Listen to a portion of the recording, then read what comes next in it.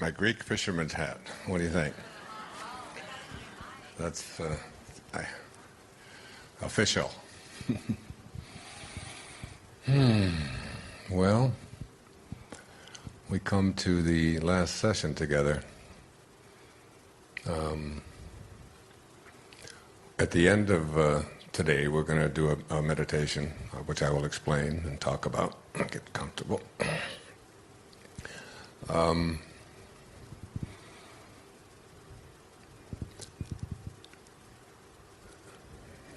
There was a time that something happened to me in my life when I was 21 years old that gave me an insight that I was much more powerful than I had ever thought that I was, and that I had a capacity within me to do things that no one had ever explained to me before, no one had ever told me before.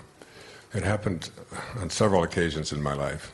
One of them was when I was at my father's grave at the age of 34, when I really turned my life around that day from the direction that it was going and had it go in a different direction. When I learned the power of forgiveness and was able to forgive this man for leaving and all of the mistreatment and so on that he had on his family. And as I've told you earlier, I spent this summer, this past summer, from June through August, just in the same kind of a frenzy that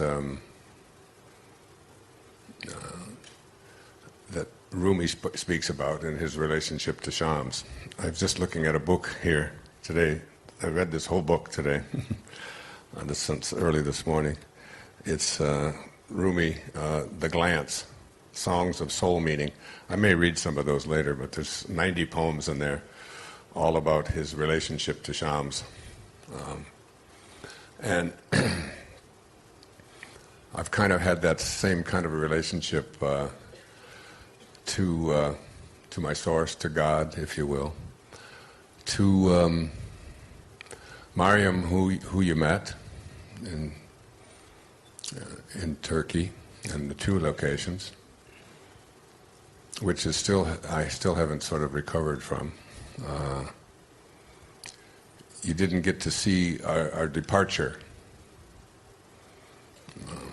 I came back to the ship and went upstairs to my cabin, and I had one copy of Wishes Fulfilled with me, and I wanted to make sure that she got it, because you can't get it in Iran.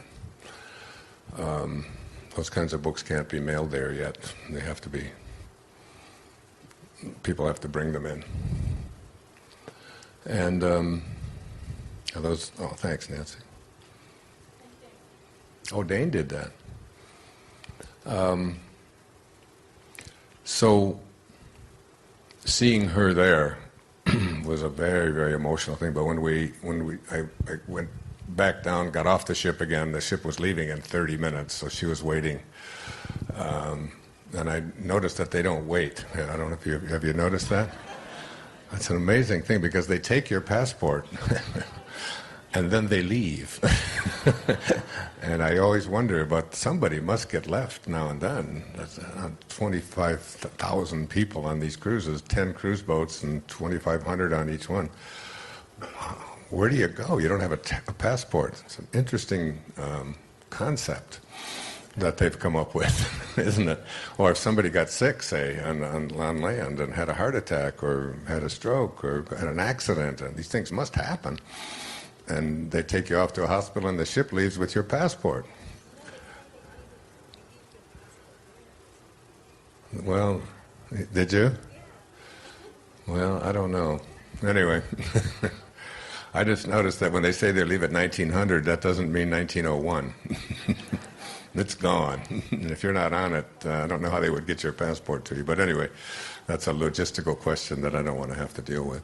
Anyway, I went back down to the plank and went down to the gangway and went down to the and met with her, and she was sobbing. I mean, like tears coming out of her eyes, and her nose was all. I mean, it was just, and she couldn't catch her breath because she had never imagined that we would ever meet. And then the last words she said to me were,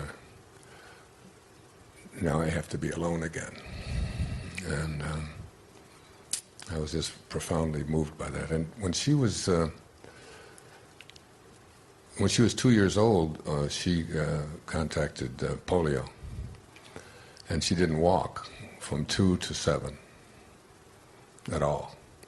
One of her legs is about that much shorter than the other, and very thin.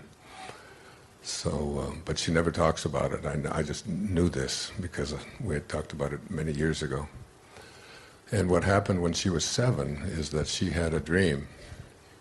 And in the dream, there was a woman, and she didn't know who the woman was, but I just thought it was fascinating and mystical that we were at the home of the Virgin Mary at the time of our meeting here and doing this whole thing, and that she had dreamt of a woman, like just a spiritual woman, who in her dream had told her that she could walk, and in her dream she walked. She just stood up and she walked as a young child. And then she woke up and she walked. And she walked ever since. And you'd never even know it. I mean, she didn't even slow down. I mean, I could see her limping because she wore these garments that cover her legs and so on. But that relationship and that idea that from that poem I quoted to you, Samuel Taylor Coleridge. I didn't I, here in this group? What if you slept? And what if in your dream you awoke? You held a great big flower, and what if when you awoke you held that flower in your hand? What then? There was an awareness that this is a possibility, that these kinds of things are not just fanciful kinds of dreams, but they're, Rumi has this one poem, I don't have it exactly right, but it's like he says, I, you, he, she, they. These are distinctions that do not exist in the garden of the mystics. In the garden of the mystics. So that in mystical consciousness, in the fifth dimension, the fifth density, there are no theys, there are no he's, there is no individuals, it's all one. There's just a oneness that is there. So I go back to being 21 years of age, and I was stationed on Guam, in the Marianas Islands, in the United States Navy. I had been on board an aircraft carrier for the previous 2 years and was transferred off of there for my last 18 months of duty. At the Naval Communications Station there. I was a cryptographer and radioman, communication specialist, enlisted, and second-class petty officer, RM2. And because we were living in the tropics, there is something that happens, it happened a lot there. It's men, especially young men under the age of 25, develop something. I've looked this up and researched it because I just wrote about it, because this I see as one of the significant points in my life and relevant to what I want to speak about today. So I developed something called a polynidal cyst. And that's a cyst that grows at the base of the spine, right at the tailbone, at the coccyx, right there. And it gets to be about this big and so on. And generally, they have to do sort of a minor surgical procedure. And it happens because of the the climate there's an enormous amount of humidity. If you'd left your shoes out for 2 nights under your bed on Guam, they would be green. Such was the humidity there. I mean, and I was there for, like I said, the last 18 months of my life, of my tour, which was that life. So I was stationed over at the Naval Communications Station, a place called Diddy-Doo, and the Naval Hospital was in a town on the other side of the island called Agana, which is the capital of Guam. So I was developing this thing, and it was getting more painful each day, and it was getting larger, and it hurt, and I couldn't sit down, and it was one of these, and I didn't know what it was, and I went to the infirmary, and they said, you've got a pilonidal cyst, that happens here a lot, you're going to have to go to the hospital, and you're going to have surgery. It's a minor surgery, but you'll have surgery, you'll be there for a couple of days, and then you'll come back. So I went over there on a Friday afternoon, and they had scheduled me for Monday morning to have this surgery. They put me in the hospital over the weekend. And while I was in the hospital there in Agana, they had a whole ward of young men who had developed these pilonidal cysts on their tailbone. So I was assigned, and so I was an enlisted man in the Navy. So you don't just lay around; you have to perform some kind of duty, whatever it is. And so my duty was to work with the people who had already had this surgery, and I had to dress wounds. I had to help them take these what they call sitz baths. I had to take certain kinds of ointments and so on, and put it on the place where they had cut it, and that was my job for the weekend. There was about 12 or 13 men in this ward, with the pilonidal cyst ward. So I get over there, and this guy comes in, and he sort of bends over, and I look, and they had taken the cut away from at the top of his rectum, and it cut this way, so that a big portion of either side of his buttocks had been removed. And there was this mess there, and I had to take this ointment and put it on there, and then put him in, help him get into the bath because he had trouble walking, and then they put bandages on it, and we had to do this every 4 hours, every 6 hours, whatever it was. I don't remember all the details, but I remember what that looked like. And I was told this was a minor little surgical procedure. But this was a group of Navy doctors, many of whom had been drafted, and they were young, in their 20s and so on, and they were surgery happy. That's all I can say. I mean, they wanted to do these surgeries. This was something that this was part of their training. They were in training, cutting away soldiers' asses, or sailors' asses, and there were soldiers there too. There were Marine Corps there as well. So I took care of this one guy, and then another guy came in, and his was pretty bad too. And then a third guy, and the third guy was really bad. I mean, they had really done a lot of cutting. Now I've researched this, and it says you don't have to do all of this in what it says on the internet, but what do I know?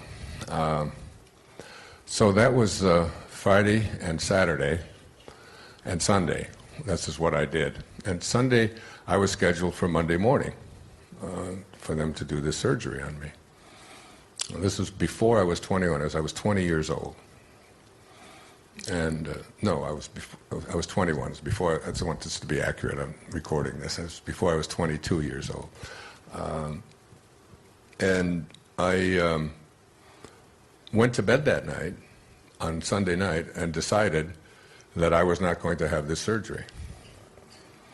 And not only did I decide that I was not going to have this surgery, but I decided that I was not going to have this pilonidal cyst any longer either, that I was going to cure it. I was just a 21-year-old sailor. But I was different than most of the sailors there. I was actually teaching a course there in philosophy, which just intrigued me at that time. And I was also preparing to go to the university because I went into the Navy right out of high school. Never in a million years did I think I'd be going to a university. Nobody in my family ever had. Nobody in my neighborhood ever had. We were in Detroit. They went to work in the in the automobile companies, which were General Motors or Ford or Chrysler, and that became their careers. And I was getting myself ready, so I was reading all the time and studying all the time and taking the entrance exams to different universities and so on that I wanted to go to when I got out. So I just went to bed that night, and I just meditated, and I did it for, I think I meditated all night long. And all I did in my meditation was I just saw myself as healed. I didn't hope that I would get healed. There was no prayer involved in this. It's interesting. I told you about Ellen DeGeneres and her mother, and yesterday afternoon I turned on the TV and there was Ellen. I don't know, has anybody seen Ellen here in their room here? Her show was on. Did you see? It was yesterday's show. It wasn't like an older show. And I thought, oh my God, Ellen again. I just talked to her mother. And so it reminded me I wanted to call her mother back. So I waited till the right time, around 9 o'clock last night, which is around 1 o'clock in the afternoon in California. And I picked up the phone and I called Betty. And she told me how much she was reading Wishes Fulfilled, how much better she was feeling. But she said, I really have trouble saying I am healed because it still hurts so much in the mornings. And I started to tell her, that's the point. You've got to be able to say, I am well, I am healed, and forget the evidence of what your senses tell you and what the medical records tell you, what everybody else is telling you. In your imagination, you have to see yourself as already healed. But I got cut off. The phone went out. We were at sea, and it was just... I haven't been able to get back to her. But she did say she was doing much, much, much, much better with her broken back. So, and it's very hard for us to do this. But for me, at the age of 21, something was telling me, something was directing me and telling me, this is what you are to do. And I had never had any instruction in this. I'd never taken a course in meditation. It was a whole new thing for me, but the idea that I was going to let these sort of surgery-happy young guys who were using this as sort of their training ground cut me in such a way that I could really be impaired. I mean, the guys that I just didn't see how that was all going to come back, how they were going to be normal again after this, after something that is not supposed to be anything other than a minor surgical procedure. And I had made up my mind that I was just not going to let them do it, even if they have to court-martial me. There's no way I'm going to allow this to take place. So I went to bed that night and meditated on it and saw it. And at first, because I had been able to see it with a mirror, what this thing looked like. And when I got up in the morning and I put the mirror back here and looked to see, there was nothing there. It was gone. And when they came to get me, to take me into the surgical room where they were going to give me this anesthesia and all that, I said, no, I don't have that. We parted company. I don't have a pilonidal cyst any longer. They said, oh no, absolutely, and they were going to do it anyway. Because I was in the Navy, and I was just a little enlisted man, and they can do whatever they want with you. They owned you, and I absolutely had to almost fight my way out of that hospital and onto the. I took a cab, a Navy cab, back to the base, which is about 20 miles the other side of the island, and just walked away from it and said, "You're just absolutely not going to do it." But what I remember about that incident is that it injected me with an awareness that. If we really want something bad enough so that what it is that we are wanting is already here. And I think that's when I learned what I'm talking about, what I wrote about in Wishes Fulfilled, like 50 years later or whatever it is later. That it starts with that awareness that within us, we have to be able to say that I am healed, and I have the capacity, the ability to be able to do that. And since that time, in my own life, I very, very seldom had anything to do with the medical community.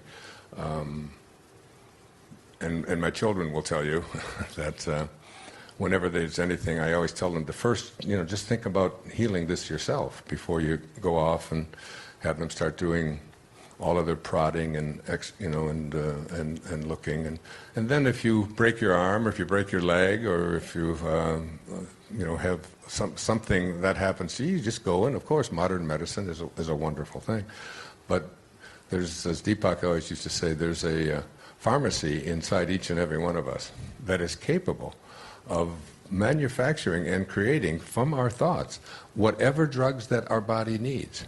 And one of the things I write about in Wishes Fulfilled is this is something called German New Medicine, which is this whole idea that every disease process that we have going on in our bodies is really our body's way of healing. That this is true of things like cervical cancer. I mean, Louise Hay, who is the founder of Hay House and dear close friend and colleague, a woman I love very, very much, who I admire enormously, who at the age of 60, and if you think you're too old, for any of this information, at the age of 60, she wrote a book called You Can Heal Your Life, channeled it, and today is the CEO and owner of the largest publishing house in the world of spiritual and higher consciousness materials from the age of 60. And she was, and she writes about this, so I mean, she was raped when she was a young girl, and she developed cervical cancer later in her life, and didn't take, rocket science to figure that there's a connection here between what happened to her and where it showed up in her body, and she began to listen to that and to begin to see. And in GNM, one of the things they say is that leukemia, for example, the thing that I was diagnosed with, is a body's way of healing. And that, and it's healing from unresolved traumas, generally related to relationship issues, relationship to parents, relationship to siblings, relationship to lovers, spouses, and so on. And when these are unresolved and these behaviors persist in our lives, that the disease process that shows up in the form of elevated white counts and so on is really the body's way of absolutely healing these traumas that we've carried around with us. And if we can go then and get these traumas healed and go to that place of divine love within ourselves and really come to that place, then these diseases begin to dissolve and disappear. It's like the example I use in the book is that if you were to let's say you had a bad cut on your arm, and you cut your arm and you just watch what happens. And the body starts to send all kinds of weird things to that place in that cut, and a scab forms, and pus will show up in there, and then it gets all red, and little funny marks come on, and weird stuff comes out of it. And if you just were to look at that thing on your arm, and in that state, you would say, oh my God, we got to cut that out, that whole mess there that is out. But in fact, that scab and that pus and all that redness and so on, and the swelling and all of that is the body's way. It's just the body's way of healing. And this is often, very, very often true. I mean, Christiane Northrup, a dear friend of mine, who's a Hay House author, has written so many wonderful books, medical doctor, talks about these Pap tests and things like this, and that you can have a test one time and then go in a month later or 2 months later, and it shows it normal again. And that the body's way of healing, very often cancer itself, is the body's way of healing. And instead of just going in and just having this approach where we just cut everything out or give it heavy doses of things where you have to run from the cure, that Deepak says with chemotherapy it's 50-50. And very often, I mean, 50% chance if you just inundate your body with this kind of massive poison, it's the treatment rather than what it is trying to do. Sometimes it does, and sometimes it doesn't. I don't know. I don't have the answers on any of this. I just know that miracles are possible. And I also know that anything going on in our bodies that we think of as a disease process, fevers, all of the kinds of things that you're dealing with and so on, that very often this is the body's way of healing some conflict that is going on, that's been going on since you were a child, and maybe, who knows, from previous lifetimes as well, And that if we can go within and, I love that quote of Melville from Moby Dick, For as this appalling ocean surrounds the verdant land, so in the soul of man lies one insular Tahiti, full of peace and joy,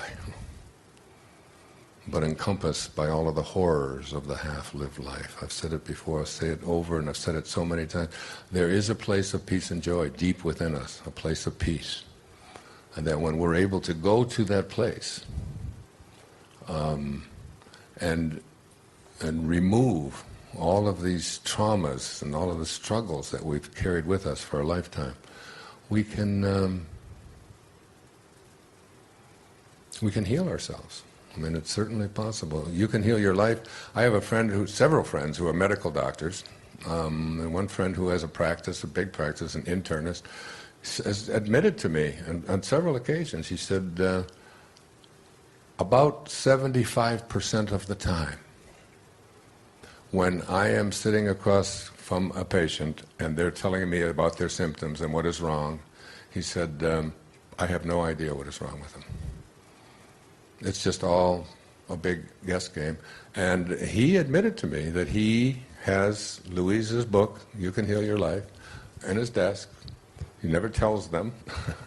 And he just goes through. And if they have various kinds, whether it's in the kidney or whether it's the pancreas or whether it's the liver, or whatever areas that they are experiencing discomfort, he will go in and read them and then just talk to his patient about these kinds of things. And invariably, it will, people who have lower back things. I struggle with lower back. I was in a relationship at one time that was just a struggle for me, and and I found that when I was with this person, as much as I loved this person and so on, I couldn't walk. It was like I'd go 100 yards, and my leg and my lower back would just seize up, and this was going on continuously. Now, I've been an athlete my whole life. I've run 7 marathons. I had a 22-year streak of running every day, 8 miles, every day, not missed one day in 22 years. So I've been an active person. I swim every day now, and do yoga every day, and walk every day, and it's just a way of life with me. Yet here I was in this place where I just couldn't walk. I'd get 500 yards from my home, and I would seize up, and I'd have to sit down day after day after day. And I looked in You Can Heal Your Life. And when you have that lower back thing, it's like, and when your leg, especially when you can't, it's like what is an inability to move forward? And it shows up physically with an inability to move forward in my life. I had things that I knew that I needed to do in my life, and I found I wasn't able to do them because of restrictions that I was feeling in this relationship. And as that began to heal, and I began to work away from that, my leg healed up, and I'm back walking 5, 6, 10 miles a day, doing yoga, swimming. There's something to all of this. And as I said, many people that I know who are medical professionals will look in that book. That's one of the classic books ever written. And Louise, for those of you who don't know Louise, she always says, I'm just a simple woman with a simple message. And my message is just something that just came to me. I mean, she was just, she was a dancer. And just, your average woman. Very attractive young woman, and went through these traumas in her life, which you can read about in her books. And she's an icon today. She's someone I have, and she's 86 years old, and she was just with me in London and Scotland and Australia, and on stage doing these things at 86. Amazing. She's already planning next year's schedule. She says, I'm cutting back. I'm only going to do 6 of these I Can Do It's instead of 9 or whatever. But she's 86. I see people 86 where my mother lives, and they've already given up on themselves. They've already, So a lot of people. Anyway, the reason I wanted to start with that story and tell it is because there's a song I've often played. It's called "It's in Every One of Us." It's in every one of us to be wise. Open up both your eyes. We can all see it. That song. It's a great song. Anyway, I'm not a great singer, but it's a great song. And that's what I want to say to you, that if it's in me, it's in you. That because we all come from the same place, and we all return to the same. We all have inside of us. And if I were to just ask you to pick a number between 1 and 90, and I read one of those poems, you would see that he's talking about this divine love it's in every one of us. There was one that I was reading this morning.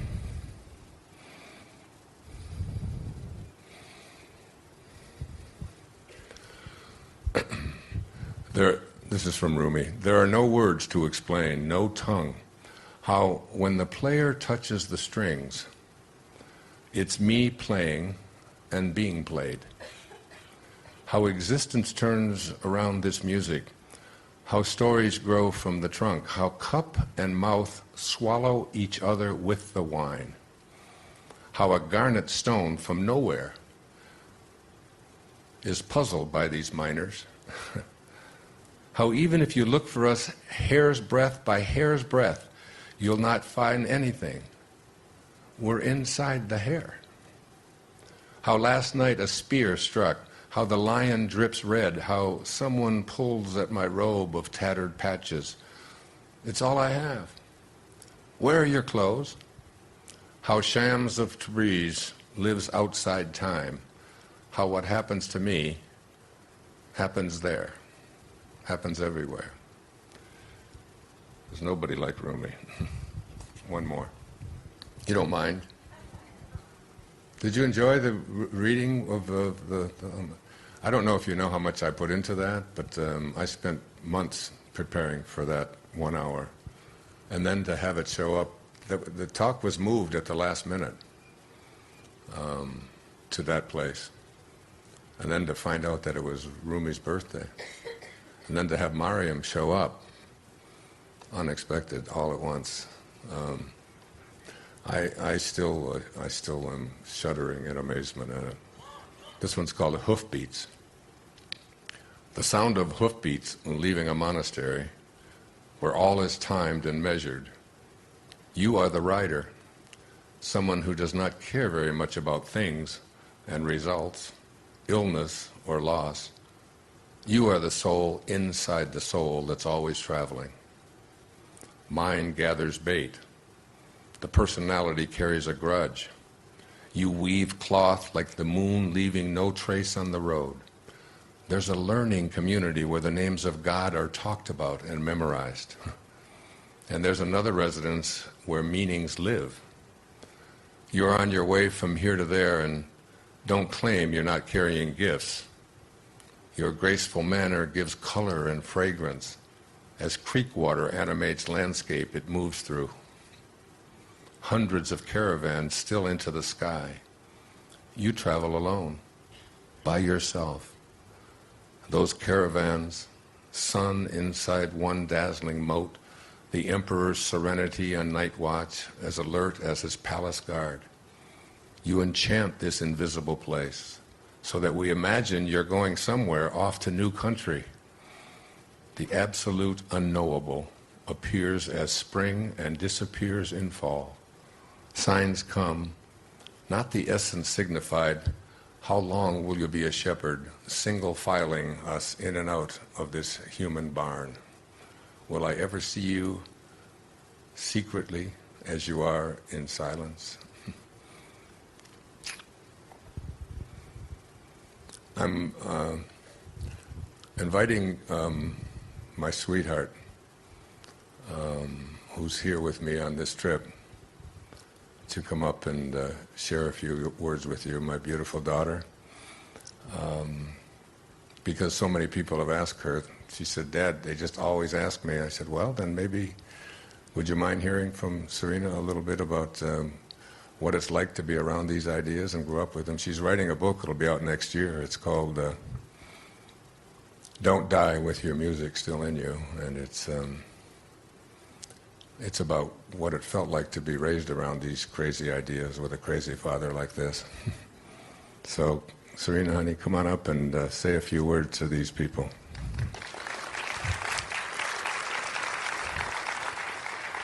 Is there another mic? Oh, here, let me get it for you. You relax, honey. I'll get it with my back, my sore back. You stand still. I'm very...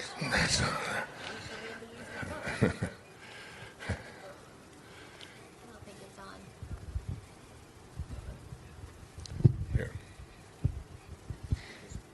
Don't you just love how he calls me up like this? I told him that we were walking the other day, and I told him that a lot of people have been asking me, I get this all the time, is he really like that? You know, is he really the kind of father that he seems like he is on stage, or does he really live what he talks about? And or sometimes they say, does he embarrass you, or is he weird, or do you get upset when he calls you up on stage?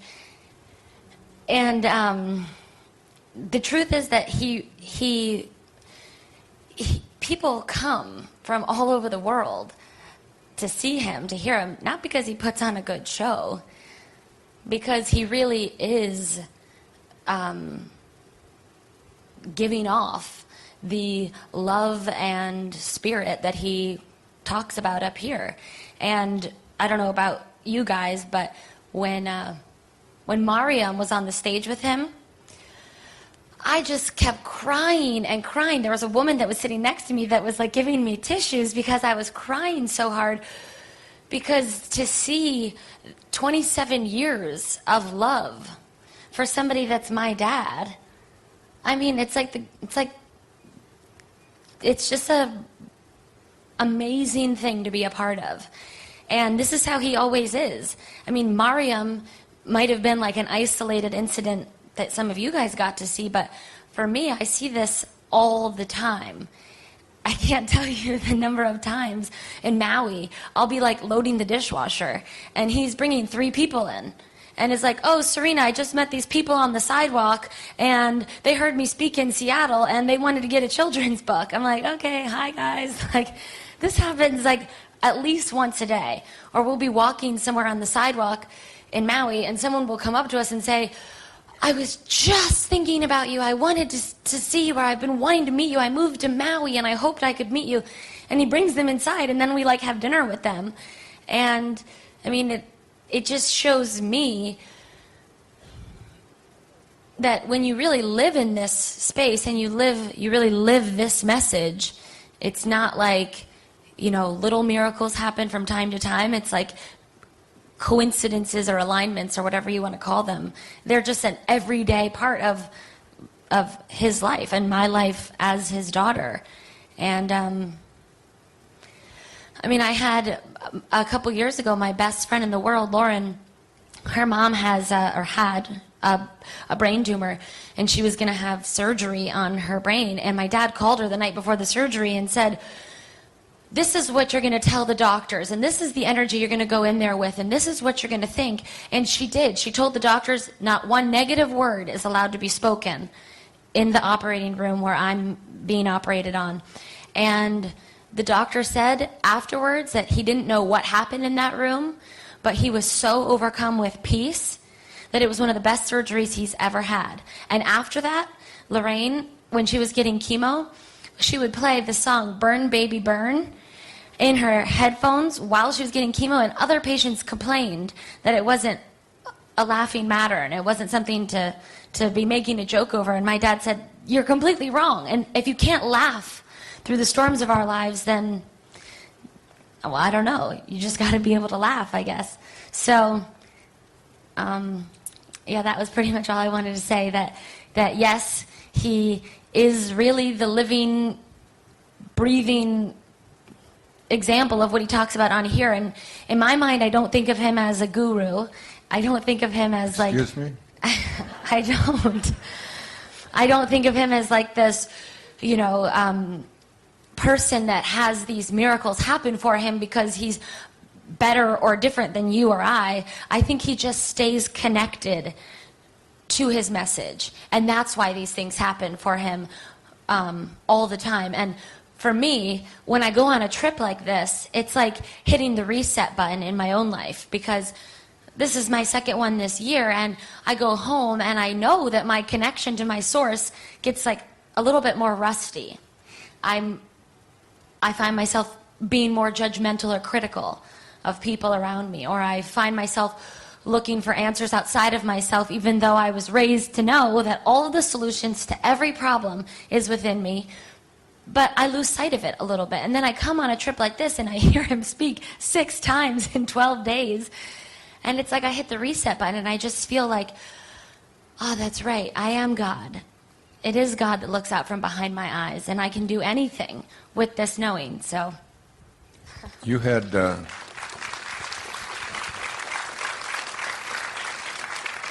You had a friend who just went through a very traumatic event, and was it her mother? Her mom, yeah. You tell them about what happened there. That was amazing. On August 3rd, I got a call from my friend that was my closest friend at Arizona State. Her name's Kristen. And Kristen called me, and she was hysterical because her mom has Parkinson's, and her mom has had Parkinson's for about 2 years, but she took a really bad turn for the worse. She got pneumonia and was put into the hospital, and then she couldn't really keep a breathing tube, and she couldn't take a feeding tube, and she had withered a really small amount of weight. And Kristen was just like hysterical, and Kristen's mom always would go with me to his talks when he would speak in Arizona. So she said to me, will your dad call my mom? She's in she had just been moved to hospice, and they told her she had about 5 days. So I called him, and he said, of course, I'll call her mom. So he spoke with her mom on the phone, and what they really wanted was for her to take the feeding tube. And he talked to her about how, well, I don't know, I wasn't on the phone. What did you say? It doesn't matter what I said, but...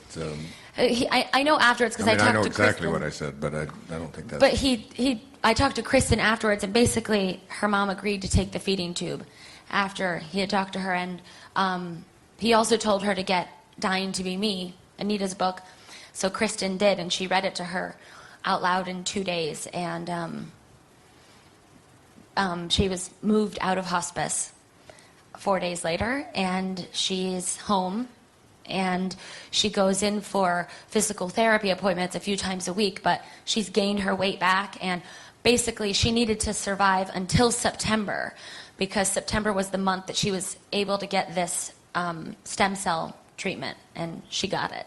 So a lot of people here are parents, and they wonder, like, can you what's it like to raise your kids on these kinds of ideas? Was our house different than your friends' houses? And I mean... Yeah, obviously. Like, for example, every summer on Maui, we all went to our friend Frederick's house, who was a monk, and we meditated and chanted Om and ate mung beans. And when I was 5, I was taught transcendental meditation, and I had a mantra. And I went to a Christian school for 10 years, and, I would be told in the classroom that I had religion class first thing in the morning every day, and I was told that in order to get to heaven, you had to be baptized, and you had to accept Jesus Christ as your one and only Savior. So this was like very distressing for me, because we had Buddhas in my house, and I knew about the Torah, and I knew about Krishna, and I knew about the Bhagavad Gita starting from a very early age, and I would go home and say, Dad, you really shouldn't say that, these are all manifestations of one God. These are all the same, because you're going to go to hell.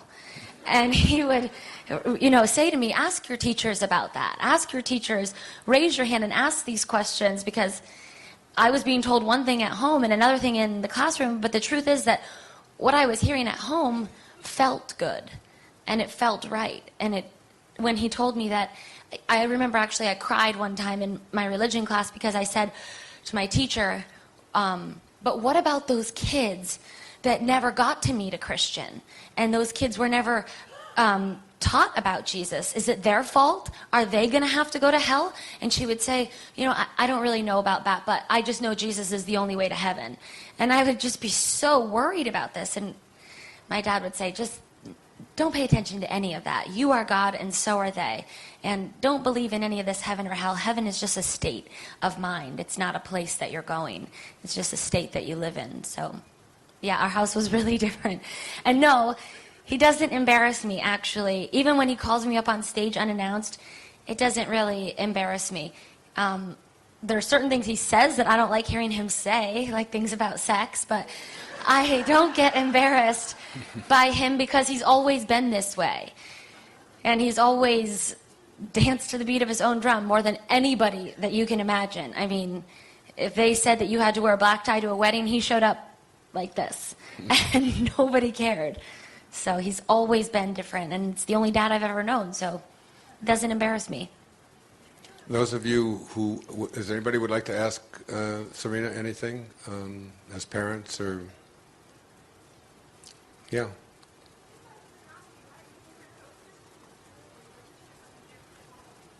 Why did we send her to a Christian school when we were teaching something different at home?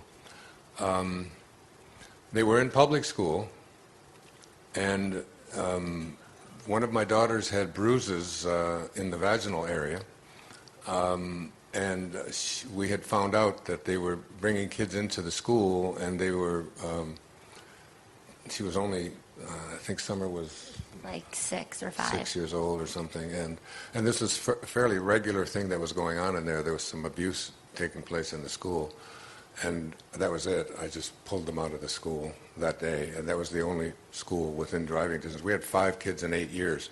So, but then my daughter Sage was very disturbed by seeing a cross in the chapel. This is a very good school, by the way, education school. The only part of it was the religion part, and I just thought, be exposed to all of that. Listen to that. You'll hear a lot of this in your life, and you'll have to make up your own mind about it. And one of my daughters is very much into that. I don't care. It's not... but anyway, she came home and she just said, she was all upset. She was, I think, 5. Do we have to... I just can't stand to go into chapel to see somebody there with... They showed the blood coming down and the whole thing. And so I went to the principal and asked if she could be excused from going to chapel, since she's, we're not raising her that way anyway. And they said, absolutely not, she has to go. So I pulled them all out. And they were creating a new school, which was non-religious oriented, and we put them in there. But I think being exposed to all of these ideas, I want each of them to make up their own minds, and I didn't want to raise them to be anything other than what they could be themselves. Any other, especially as parents, if you have any questions? Over there. Mm-hmm. Can you someone hand her a mic? Yeah. Oh, yeah, come to the mic if you have a question. We'll just take a few more minutes on this. I just wanted to ask Serena if it validated you to be able to challenge that when you were in class, to be able to say, I'm not raised this way, and these are my ideas. Did it give you a stronger sense of yourself?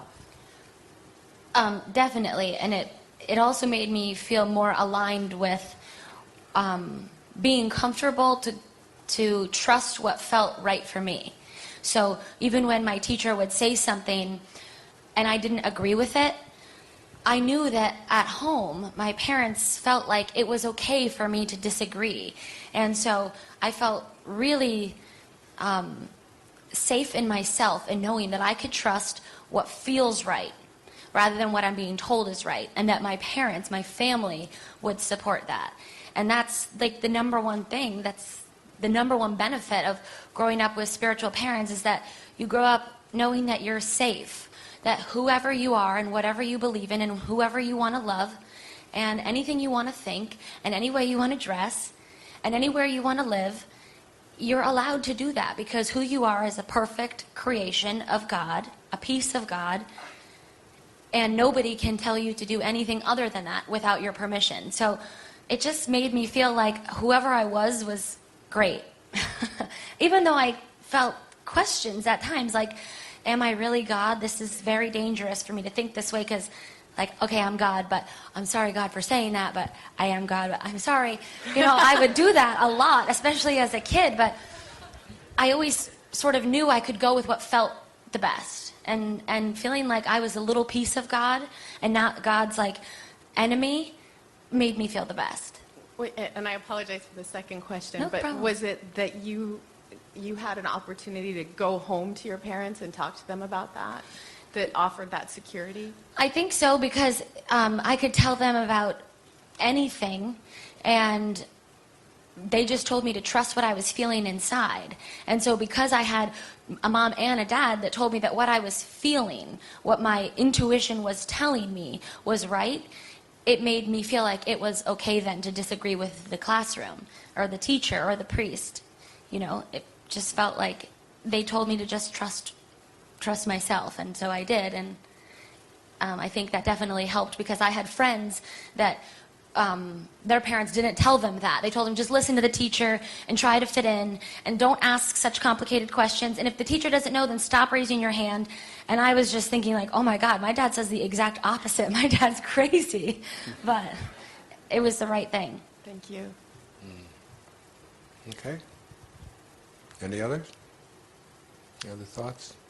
Thank you, sweetheart. You're welcome.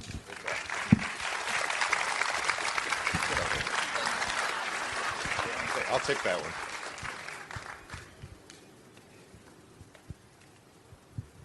We'll go over this presentation later, and I have a lot of things I want to talk to you about. You're deeply flawed in your way you presented it. I have several other things to talk to you about before we do this meditation. The next step on my journey, as I told you, something that I was reading about in Rumi there, something that's inside the hair that got a hold of me, and it was such an exquisite feeling this summer to know that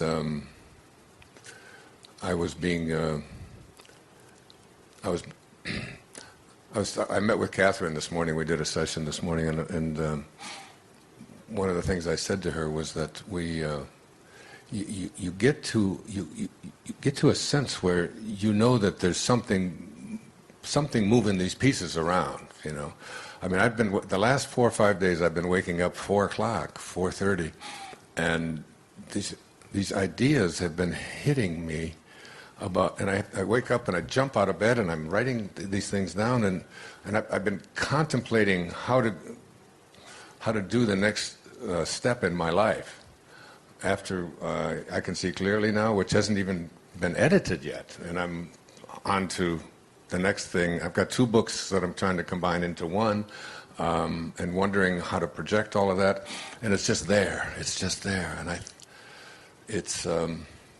think as we get more and more aligned with our source and just let ourselves be directed. I always say the Beatles had it right, that let it be is such important words. Just let it be.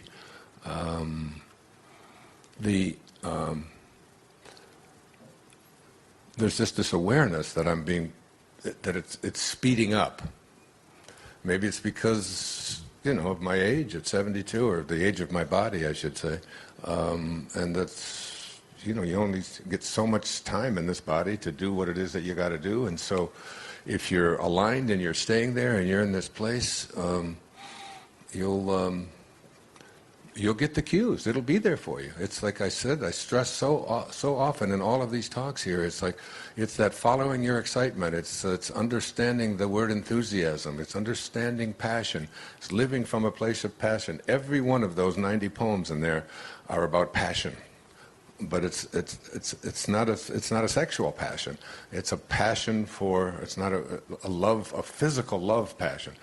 It's just a passion for knowing your highest self, knowing the God that you are. And as you allow yourself to experience that, boy, it just, I told you earlier about the connection that I feel between Rumi and Shams, Plato and Socrates, and and myself and Mariam, and myself and Lao Tzu, and myself and Saint Francis, who I've written about in Wishes Fulfilled. That I went through that whole how Saint Francis came into my life and what he has meant to me, and then to find out that Francesco had been. Last year we were on a trip to Assisi. This year we're on here, and finding out that Shams and Saint Francis had a meeting, and that they both did similar kinds of things. You know, that they used poetry and music and dance in their and movement in their teachings, and that this whole idea. I mean, this idea of being a whirling dervish that Rumi and Shams were this, and that whole feeling of what the dervishes are, that as you get to this place where you can move your hands in a certain way and you dance, and the more of this that you do, and as you do it, this automatic writing just comes out of you. It's just, it's an exquisite feeling. I've been even doing it. But this other person that I've talked to you about, who shared a space on this planet with me, who was born in the middle of the Civil War in the United States. You know, he was born in the middle of the Civil War in 1864, and we shared 4 years together on this planet. Think of that. The connection here, the timeless connection there.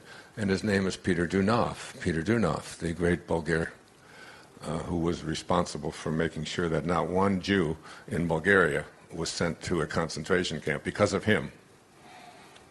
And he did it in a moment, just in a moment, by naming the place where the Tsar was in hiding. I told you about that. So Peter Dunov, as I have been studying Peter Dunov, because when I did my past life regression with Mira, I was Peter Dunov. I saw the photograph. At the minute that I saw it, I knew that this was more than just a mental connection. He was a part of me. And as I read and watch and looked at some of the film, and he's got hundreds and hundreds of books, not that many in English, and they're all on divine love. So, and he had something called the Paneurythmia, which was they would dance up in the mountains of Bulgaria. And he would teach about this kind of love. And he said, and this is just what I want to go over quickly here before we move into the final part of this, and that is that there are three kinds of love. And this is really important, and this is what this morning at 20 minutes to 5, I just had this aha moment. Oh my God, now I get it. Now I understand the difference between these three kinds of love. I was always able to recite them before and give talks about them. I've even talked about them in a few of my more recent talks, and I've even written somewhat about it. But this morning I understood it, and after I did that, then I meditated on it for 45 minutes. Then I went downstairs into the 5th floor, and I walked and watched the sun come up this morning. If any of you have been able to see that, did you see it this morning? I'm like, you've got to get up and do that, you know. One of Rumi's famous lines he said, the breeze at dawn has secrets to tell you. Do not go back to sleep. Do not go back to sleep. Do not go back to sleep. 3 times. The breeze at dawn has secrets to tell you. Do not go back to sleep. Do not go back to sleep. Do not go back to sleep. You have to talk to yourself like this, because every part of your ego body says, I'm going back to sleep. It's only 4 o'clock in the morning. And every single one of us gets awakened between 3 and 4 o'clock virtually every single night. It happens to everyone. I mean, I don't even have to ask you to raise your hand. You are awakened. A lot of you think it's just because you're prostate and you're older and you got to pee, you know, and but it's there's an awakening, and then it's like you wake up, and I wrote the entire Change Your Thoughts, Change Your Life book on the Tao. I wrote the entire thing between 2 o'clock and 5 o'clock in the morning, the entire thing, because that's the time when there's less noise. And it's Blaise Pascal, the famous French philosopher and scientist, said that all of man's troubles stem from his inability to sit quietly in a room alone. We'll be doing that soon. Meditation is such an important part of all of this, but this morning, I mean, the way the ship was going, and I walk up this way on the 5th floor, you can walk about the whole length of the ship, and then you turn around, you walk back on either side. One side is smoking, the other side is non-smoking. I go on the non-smoking side. And when I would walk back, I would rush real fast this way, so that walking back, I could just watch this big ball just coming up, looking. I was walking with a woman, she wasn't even in this group, and she didn't even, I don't think she even spoke English, and she was just saying, Magnifico, Magnifico, Magnifico. She was doing that, and I'd walk by it, and it just, so we were obviously facing east. It was, so this, these 3 kinds of love are, the first one of them is called, human love. And human love is a love that has 2 characteristics to it, according to Peter Junov. One is that it changes, and 2, that it varies. Okay? So human love is generally the love that exists between 2 egos. The ego being the part of us that believes that who I am is my body, its possessions, its accomplishments, its reputation, and its disconnection to everything and everyone else, its separateness from everyone else, its separateness from each other, its separateness from God. That's the ego.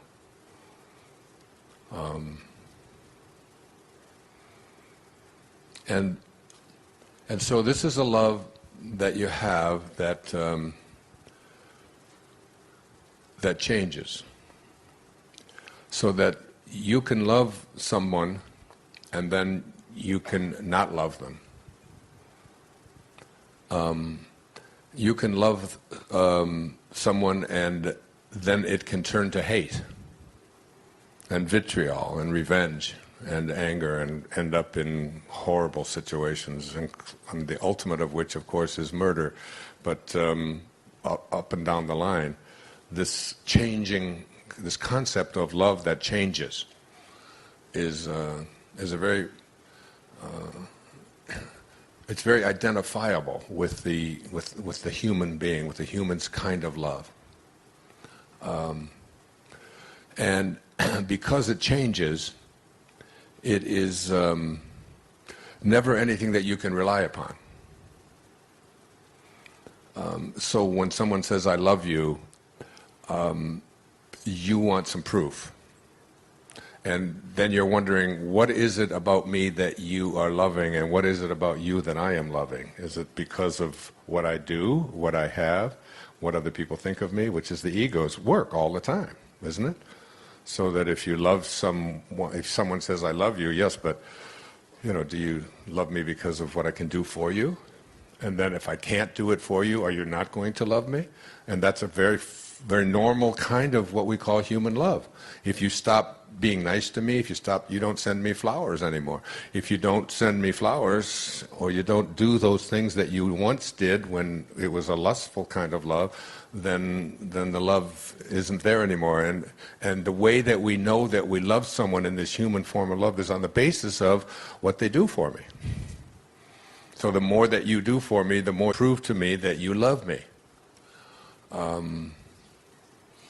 And therefore, it is incumbent upon me to do something for you in order for you to feel that you are loved by me. So therefore, I must be constantly, it's a love that is doing, it's a doing kind of love. But but we're not human doings. I watched The Iron Lady in my room the other night.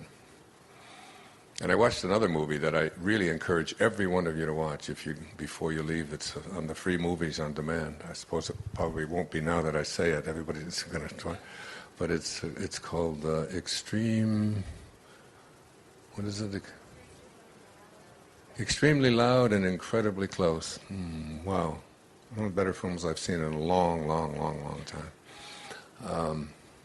With Tom Hanks and Sandra Bullock and this young boy who's this amazing boy. How many have seen that?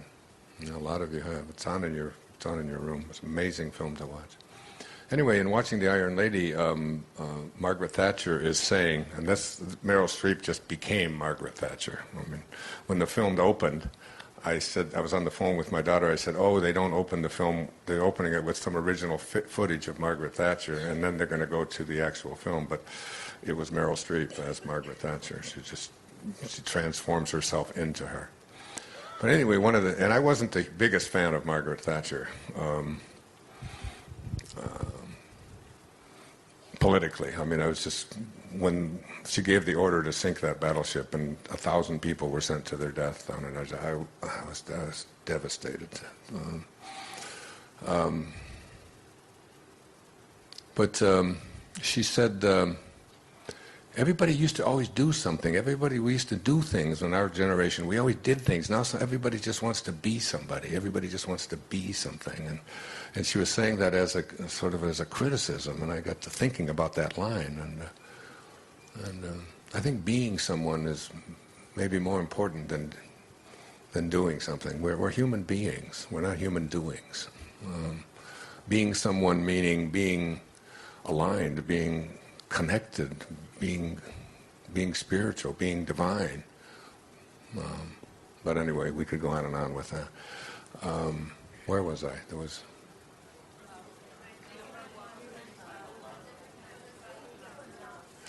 Yeah, I know the three different loves, but I was somewhere in between.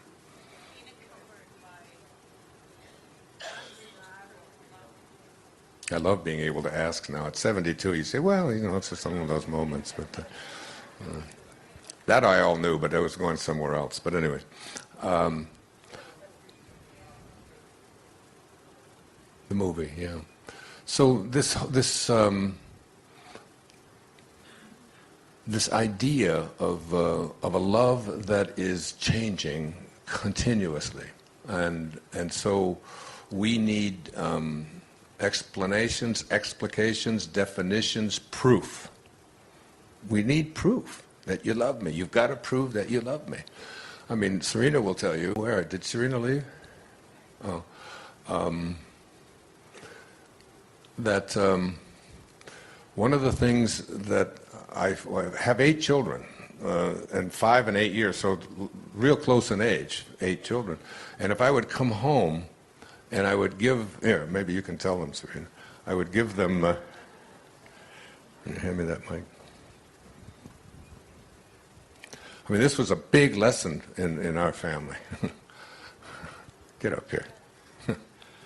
So if I would come home and bring a gift for somebody or give money to one of them or whatever, my wife would often say, if you do it for one, you have to do it for all of them. But when you go on a trip and you got 8 kids, that's a lot of things. But I had one daughter who liked turtles, so if I saw a turtle, but now do I have to buy a camel, and do I have to buy an elephant, and do I have to buy, come home with bags full of, so that whenever I give anything to one of my kids, and the others look at it like they didn't get it, but they did, what's the lesson? I mean, always. You should be happy for them. And that's what we would say.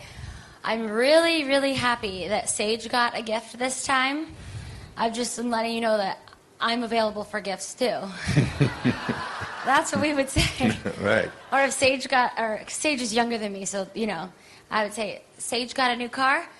I could not be happier for her. I mean, she needs a new car. I completely agree. Sage, I'm so happy for you. And he would say, that's right. You better be, too. And that would be the end of it. And that would be the end of it. Right. Okay. Thanks, honey. It's so that that this idea of that you have to, that the way I'm going to show you as your father that I love you is by giving you presents. You know, it's that whole kind of, this is human love. This is really what it is. Human love is a changing phenomenon. And it requires all kinds of proofs, all kinds of identifications, and creates enormous difficulties, especially in love relationships, because you've just got to keep proving it, you know, and you've got to keep giving more, and there are expectations that are associated with it. And when there's expectations, there's disappointments that are associated with it, and there's upsets, and then there's divorces, and there's...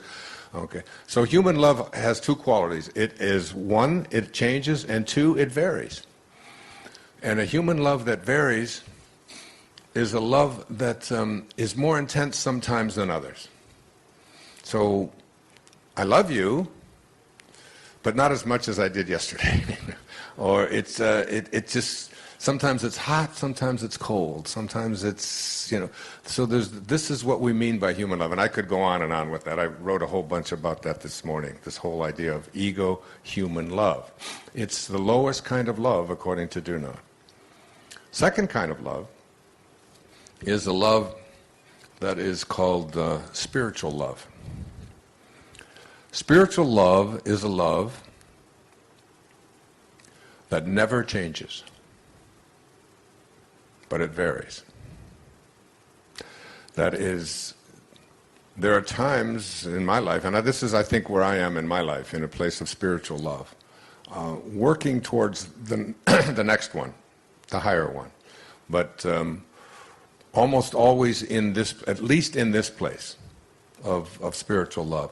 That is a love that is not ego-based, a love that isn't going to change, but I sometimes feel it more intensely than other times.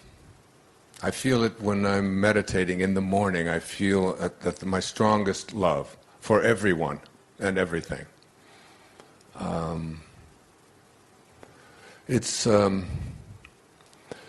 We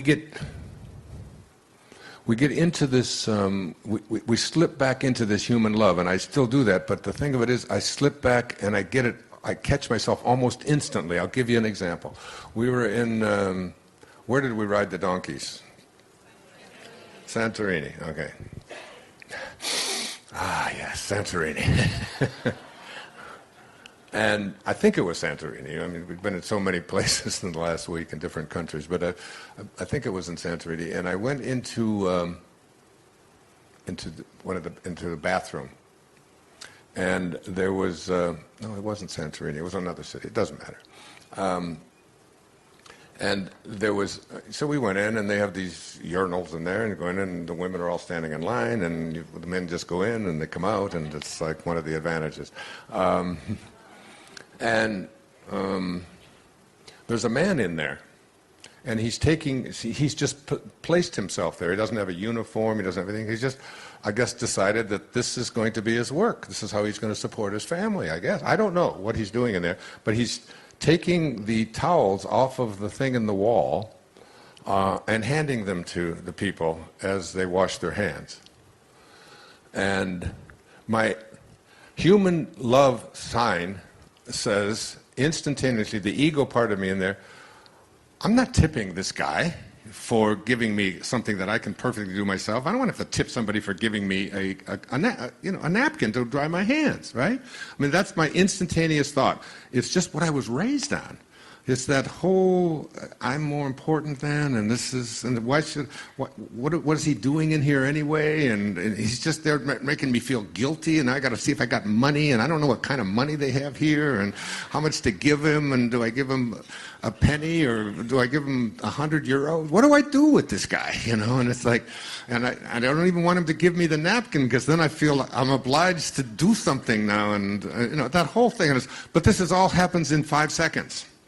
You know, it's 5 seconds. And then I stop myself and I remember who I am and I remember what this is all about. And I think for a second about this man and that he's, you know, he's living over here and he's in a toilet and he's, you know, smelling piss all day long and he's, you know, and it's like, and, and I reach in and I give him a big, something big. I don't remember even what it was, but it was a big bill. Because I don't even keep track of this stuff, how much everything is and the exchange rates and all of that.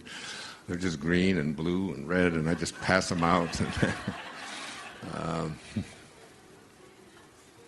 And I walk out of there remembering that he's every bit as divine as Rumi, and as Shams, and as any one of us, And, he's got who knows what his story is, and what his life is like, and why he's elected to spend his day in a toilet, handing people paper napkins, And I put my hand in his hand, and I hug him and tell him I love him. And so it's like you catch yourself when you move from human love to spiritual love.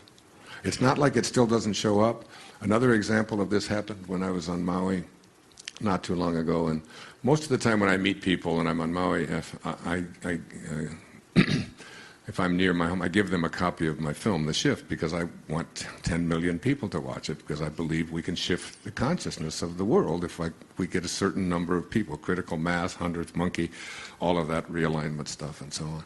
So this woman, I talked to her, and I talked for a little while, and I invite her up to on the second floor, and I guess excuse me, and I go in and I get a copy of the movie and I give it to her. I said, and Portia de Rossi's in it, and she's a very well-known actress, and she's married to Ellen DeGeneres. In fact, I was blessed to marry them, to officiate at their wedding, and she looked at me and she said,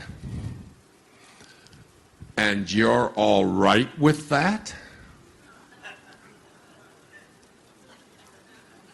Now, there was a time when that would have been a rant. And I would have been angry. And I would have given a speech, a good one, and a long one, a thrashing, about why would any two human beings not have the right, who love each other, to have the same rights as everybody else. And the talk. I could go on and on here. That was a 5-second retreat back to human love. And then I came back to spiritual love, and I just said to myself, I love this woman as much as I love Portia, Ellen, my children, my mother, God, whatever. She's got God within her. And I said, I'm all right with just about anything. I said, I think you'll enjoy the film. And I left the encounter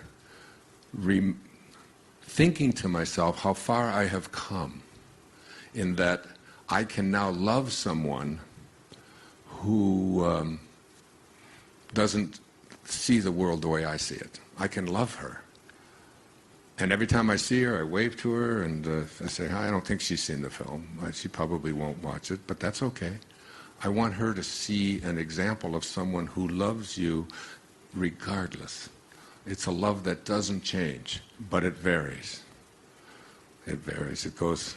But the love, and so it's like you catch yourself and you get into this place in your life where you find yourself having judgment, criticism, condemnation.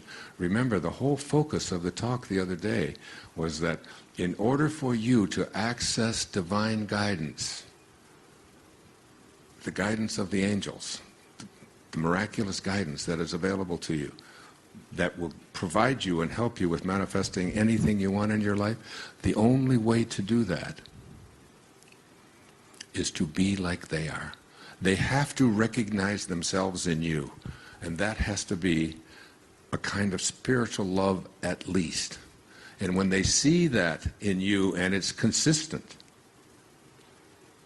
that, I can't tell you how many times, it's almost always when I'm in hotels and so on, that I just don't take one of the maids and just talk to them about their life a little bit. It's usually they're from another country, generally from South America or from Mexico or someplace, and they've been in America for, working on the same floor of the same hotel for 27 years, I put a woman's daughter who did something like that through college from just encountering her. And I don't say that for credit, I just say that that's just like, but very often I will just plump $100 into them and say, get something nice for your children or whatever. Because you can't, in the Tao it says the person of Tao, which is a person of God, a man of Tao is kind to the kind and kind to the unkind, because kindness is his nature. Your nature has to be love. It will still, in spiritual love, it will still vary, but it never changes. And even if it does just vary to a point where you go back to that ego moment that I had in that toilet just recently, a few days ago, but I remembered when I walked out of there, and I thought, almost like patting myself on the back and reminding myself, I didn't stay there. In fact, I walked away from him, and then I had to go back and reach in and put some money in his hand and thank him and put my arms around him.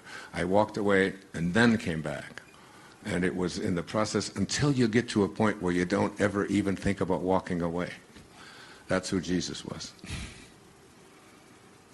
That's all they had to give away. So spiritual love is a love that never changes, but it varies. There's an intensity to it more than other times. The third kind of love, according to Peter Dunov, is called divine love. And divine love is a love that never changes and never varies. It is always pure, and it is always there, and there are no degrees of it. There are no up and downs of it. There are no gradations of it. It's the kind of love, said Peter Dunov, that God has for us. Just a love. I accept you for who you are, what you do, how you think, and I'm willing to be in a relationship with you. And that's the kind of relationship I have always wanted in my life and have never been able to have. Not because there's somebody else out there who wasn't good enough, but because I wasn't.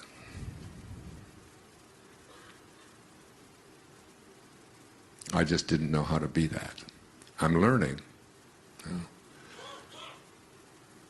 I've always believed that true nobility, it's not about being better than anyone else.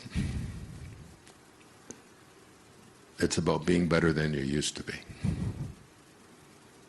And I can tell you for sure that on every measure that I know, I'm better than I used to be.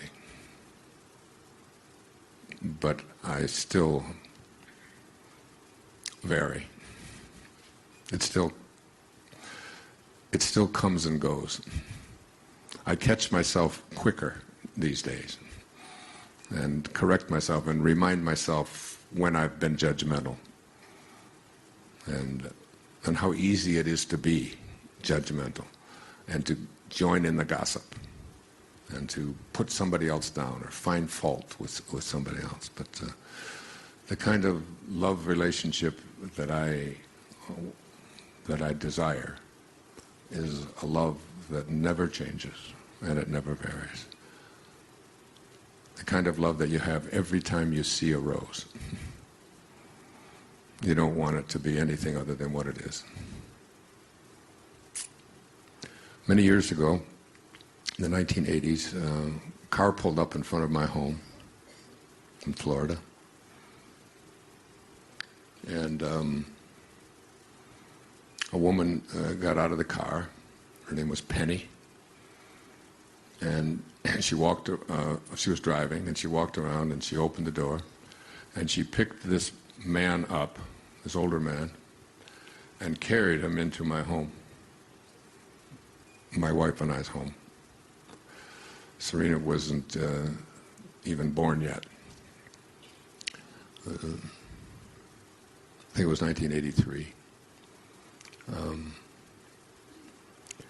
And the man's name is a name that you will recognize, some of you. His name was Ken Keyes, Jr. Or some people think of it as Ken Keyes, K-E-Y-E-S. Ken Keyes, Jr. And Ken Kai's had written a book, and he had found out where I lived and came to my home unannounced. And he wanted to talk to me. He had written a book called The Handbook to Higher Consciousness. Now, this is a man who in 1946, right after World War II, he was in the war, and he was in Miami, and he contracted polio.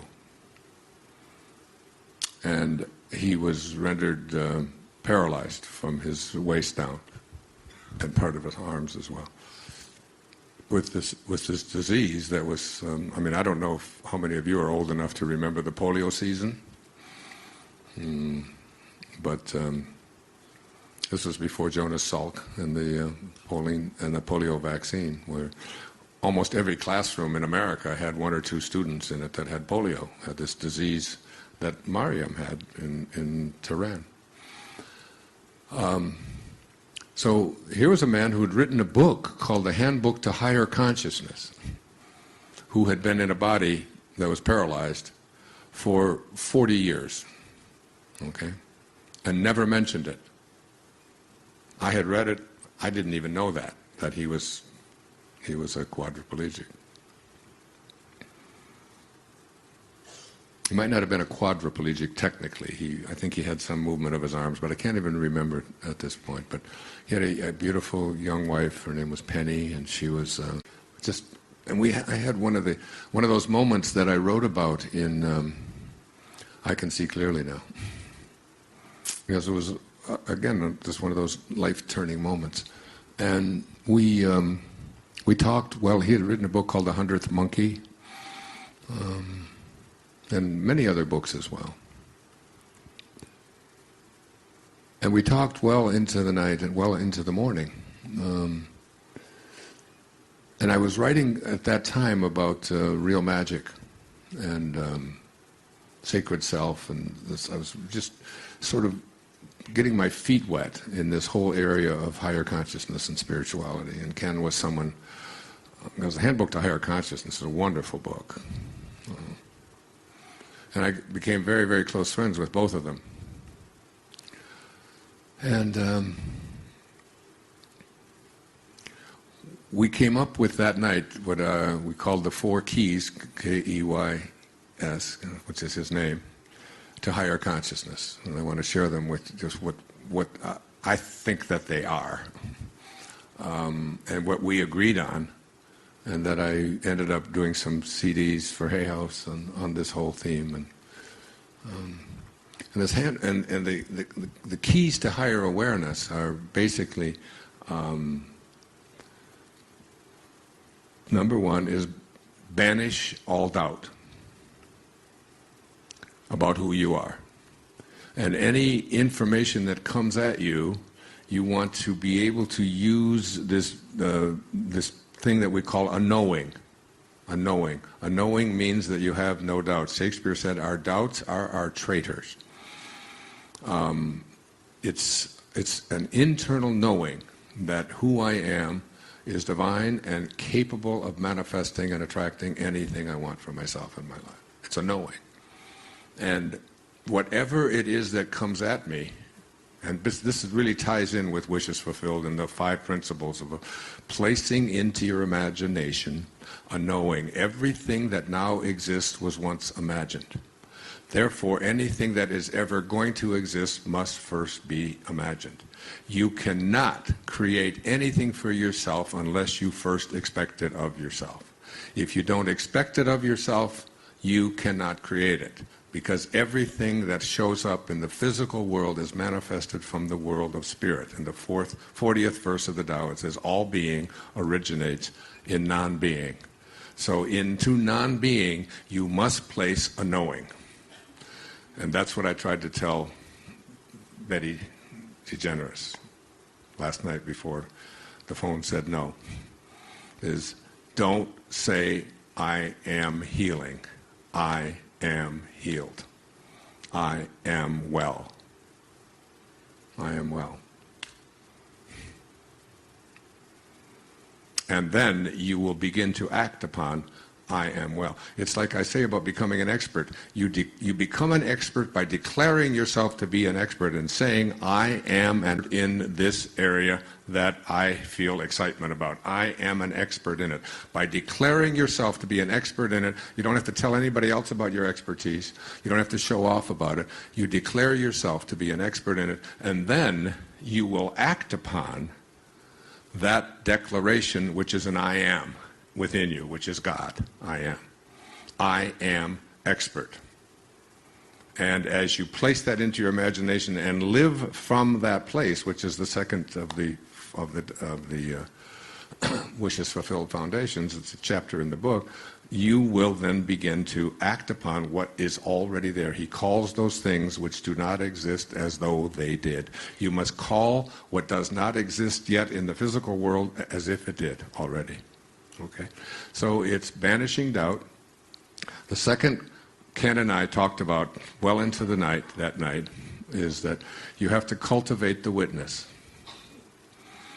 Cultivating the witness means that you step outside of the physical domain that you are in, you step outside of your physical body, and you begin to observe what your body is doing and what you are telling yourself and all of the things that you see out there from the place of non-identification with it.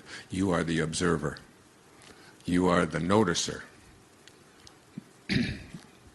And as you notice it, you just begin to realize that what it says in quantum physics is true, that when you change the way you look at things, the things you look at change. And that's a truth. That's a quantum truth, that the way that you observe something affects what you are observing. That's true in quantum physics. Just the nature of how you observe something changes what you are observing. Our linear mind cannot accept that or wrap itself around that kind of an idea. But in quantum physics, they've got all kinds of proof that when you change the way you look at things, the things you look at change. The world changes.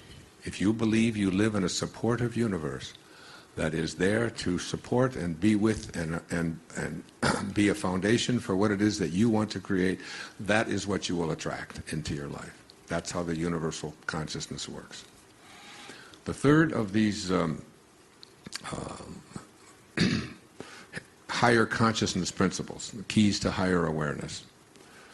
You banish the doubt, you cultivate the witness, and the third of them is that you tame the ego. And I've talked enough about that here on this ship. You tame the ego, which means that you work. It's what I did in the bathroom that I told you about the other day, in the toilet, is that you tame the ego. You stop telling yourself that I am better than, that I have, that I am all of these things, what I own, what I do, what I accomplish, what other people think of me. You tame that part of you, and you practice what Lao Tzu called radical humility. Radical humility. And the fourth is what we're going to do now. It's called shutting down the inner dialogue. That's the fourth key to higher awareness. Banish the doubt, cultivate the witness, tame the ego, shut down the inner dialogue. You've got to go to silence. It's the silence between the notes that makes the music. You cannot create without going there. I would encourage you to very strongly make a practice of having some quiet time every single day. Now, the meditation that we're going to do here today is, and by the way, the fifth, one of the foundations, I think it's the fifth foundation, the 8th chapter in Wishes Fulfilled, is called the last 5 minutes of the day. And that last 5 minutes is such a crucial time for you, because this is where you are going to program your subconscious mind, which I've talked about before. And as you program your subconscious mind is the mind that you go around with that determines about 96% of everything that you do. It's just done through this habitual mind process. And you want to really start reversing that, making changes in your subconscious mind. The best time to do that is 5 minutes before you go to sleep at night. You do not want to spend the last 5 minutes reviewing the things you do not want, the things that you do not like, the things that always have been, the things that other people have told you can't do. You want to let go of all of that and put into your last 5 minutes, into your imaginations, whatever I am you have as you've banished the doubt and placed it into your imagination. And as you do this, the subconscious mind then goes with the unconscious mind. And this is where you're most amenable to attracting from the universe that which you would like to manifest for yourself. You've already said, I am healed, I am well, I am wealthy, I am happy, I am in a divine relationship, I am. As you go off to sleep and marinate in that for 8 hours during the night, when you awaken, the universal subconscious mind, of which you are a piece, you are a drop in this ocean, you are a wave on this ocean, it will offer you experiences that match up to what you have placed into your imagination.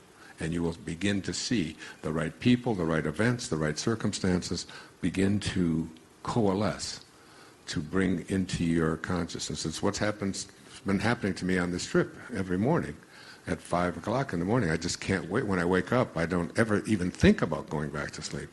I just can't wait to see what's coming to me now, because I go off to sleep tonight saying, I am writing, I am content, I am peaceful, I am absolutely convinced that God is writing this book through me, so I just want to be a good instrument of it. So, we have about 20 minutes left, and what I'd like to do, we'll see how long we do this. A group meditation for 20 minutes sometimes is a problem. But I want to tell you about it. I put it out as a product. And if you can take everything off of your laps and so on, if you can take your shoes off, that's even better. If you can get as grounded as you can.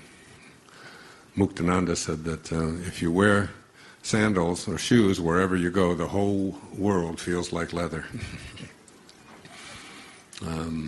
So on Maui, where I live, we hardly ever wear shoes. Certainly never in the home, but even going out, even going to restaurants and so on, it's pretty acceptable to just be barefoot. So I came across this amazing meditation a couple of years ago from my friend James Twyman, he wrote a wonderful book called The Moses Code, which I quoted and Wishes Fulfilled. And and he has a friend, his name is Goldman, I can't remember his first name, is it Jonathan Goldman? And Jonathan, if you want to sit on the floor, that's fine too. And what Jonathan is like a sound engineer. I mean, not just an engineer, but he's someone that has really studied sound. Many of you know that I did a meditation years ago called Meditations for Manifesting. It's called Japa. Japa meditation is where you use the inner mantra of the repetition of the name of God. It's a meditation that I learned from reading Patanjali, and the sutras of Patanjali, practicing them at one time in my life, extensively, having miraculous things happen in there. And the idea behind it is that this sound of God, if the opening words in the book of John are, in the beginning was the Word, and the Word was with God, and the Word was God. So the word God is, just if you say the word God, it's just God. And so this sound of ah, and so on. So I've done that meditation for years, and it's an amazing meditation because it's a meditation that bridges the gap between the world of spirit and the world of form. And it's done through sound. And sound is really, really, I learned a lot about it when I did the research on that meditation, which was taught to me by a great teacher in India named Guruji, who found me and was directed and told by his teacher, spiritual teacher Nanda, that I was the person that was to teach this meditation. He wrote me a letter, sent it to me, and then came to meet me, and there it was. And people have been doing this japa meditation. But this meditation is, it's an extension of that. And what they have done is they took the words, I am that I am, which are the words that Moses had spoken to him by God on the Sinai, in that holy place. And they took those 4 letters and they looked back to what the alphabet was like at that time of the Hebrew alphabet in the 3,300 years ago, 1300 BC, which is the time of the Torah, the time when Moses received this instruction from God, according to the spiritual literature. And they equated a sound with each one of those letters. Like if somebody 3,300 years from now were to see the word boat somewhere in one of the hieroglyphic things that we leave behind, they would go B and they would look it up and go B. B means B, B, B, O, O, T, T, T. And we would be able to come up with what the sounds are by finding these letters, you see. So that's what they were able to do with these ancient Hebrew scholars and so on. And they came up with the sound that would be equivalent to what those letters were. And they reproduced them through a tuning fork until they had it exactly right. How they did this, I don't know. All I know is the first time I ever heard this meditation, and I did it with my children, and they just loved it. I mean, Sage was there with me and with her girlfriend, and I put this on, and she said, Dad, I don't want to meditate this afternoon. I said, well, just try it. It's the sound. I want to try it, see how it goes, and come on, do it with me. And so she did, and then the next day, it was around 4 o'clock in the afternoon. The next day, she said, Dad, can we do that one again? And Dad, can we do it again? And we did it again, and now all of my kids have it. They have it on. In fact, the one you're going to play is from Serena's iPhone, because we don't happen to have a copy of the CD. The CD you can purchase for a few dollars through Hay House. It's called the I Am Wishes Fulfilled Meditation. It's on Amazon, and you can get it just about anywhere. And there's 3 tracks. The first track is me explaining it, 6 or 7 minutes. The second track is a meditation that is not quite as intense. The third is accompanied by a little bit of music. That's the one we're going to play here. So you'll hear the music, you'll hear the guitar music, ding, ding, you'll hear some of that. It's a little bit of chanting with it. But what I want you to listen for is the sound that is behind all of that. The continuous sound. That's the sound of God. That is literally the sound of God speaking to Moses 3,300 years ago, according to all of our scientists that have agreed upon this. And all I know is it's the one I do every single day. I do it 40 minutes in the morning here on this ship. I do it in the afternoon, and I've been doing it at night. I've been in a meditation frenzy here on this tour. I think it's because of this wonderful energy that we've all created. So what I'm going to do to add just a little something to it, as at the beginning of it, I'm going to read something. I'd like you to just close your eyes. If we can get the lights off or down a little bit. Well, wait, I've got to read something, so wait till I've read it before you do that. And as you listen to the sound, and it's about, it's 20 minutes, and it's about 20 after, so that'll take us till 22. I think we're okay in the room. This is the third track, and it's just for a little more active meditation. And what I want you to do in your imagination is to have a piece of paper, and at the top of that piece of paper, I'd like you to write the word that, T-H-A-T. And on that piece of paper, put something that you would like to manifest into your life, the person you would like to be, the relationship you would like to have. You can do it for yourself, and yes, you can do it for someone else. Because we are all one. We all are coming from and returning to the same vibrational force in the universe. So you can do this for your daughter, you can do it for your healing, you can do it for your job, you can, whatever it is that you would like to attract or manifest, physical or not. I would recommend that you keep the physical out of it. It will all be taken care of, and put it on the kind of being that you would like to be. That is inner peace. Because if I give you a wand and say, with this wand you can have anything you want, and with this wand you can have inner peace for the rest of your life, no matter what comes your way, which one would you pick? Imagine going through your entire life and being able to be at inner peace. So that's the word that, and underneath it is that, and then when you say I am, you're saying the words of God. So it's I am that. I am. That is, I'm already that. And that's how you... What I do with this, my leukemia, and what Jennifer, what you can do with your cancer and so on, and whoever else is in there, is I am well. I am perfect health. I am God. Okay? And I'm going to read at the beginning of this just a short meditation from the book Three Magic Words, the first meditation at the end of the first chapter, which is one of the great pieces of meditation that I've seen. Okay, let's see if I have it. And here we go. Okay, so we'll do about 12 minutes. We have to be out of here in 12 minutes, so we'll do that for 12 minutes. Okay. Go ahead. Go ahead, put it on.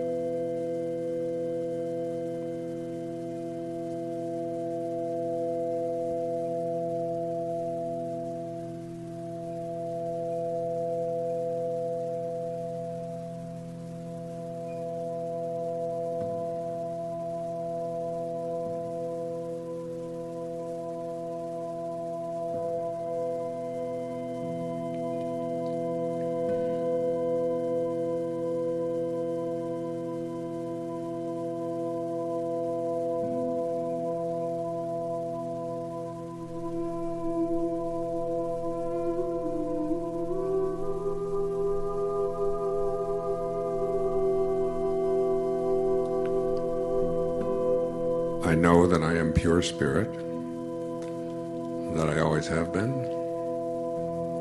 and that I always will be. There is inside me a place of confidence and quietness and security where all things are known and understood. This is the universal mind, God, of which I am a part,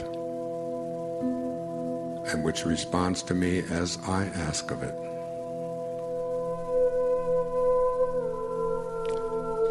This universal mind knows the answer to all of my problems. And even now, the answers are speeding their way to me. I needn't struggle for them. I needn't worry or strive for them. When the time comes, the answers will be there. I give my problems to the great mind of God. I let go of them, confident that the correct answers will return to me when they are needed.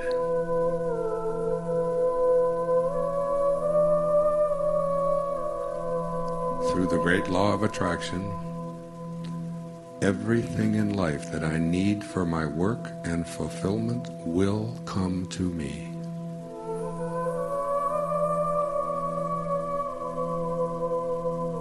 It is not necessary that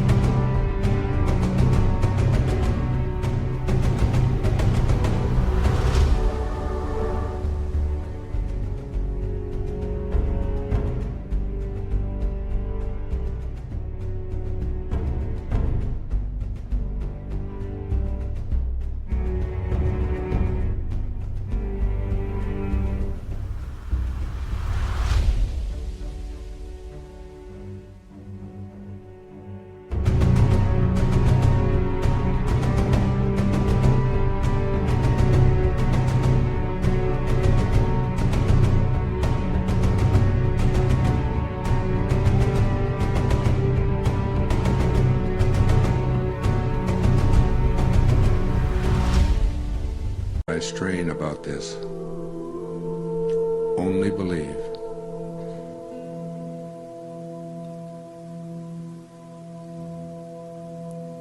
For in the strength of my belief, my faith will make it so. I see the hand of divine intelligence all about me. In the flower, the tree, the brook, the meadow. I know that the intelligence that created all these things is in me and around me, and that I can call upon it for my slightest need. I know that my body is a manifestation of pure spirit, and that spirit is perfect. Therefore, my body is perfect also.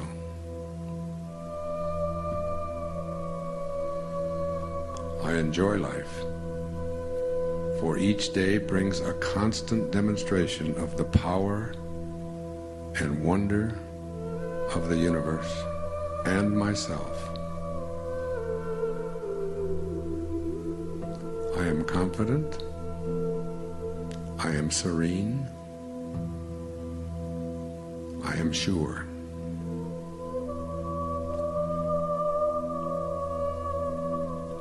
No matter what obstacle or undesirable circumstance crosses my path, I refuse to accept it, for it is nothing but illusion. There can be no obstacle or undesirable circumstance to the mind of God, which is in me and around me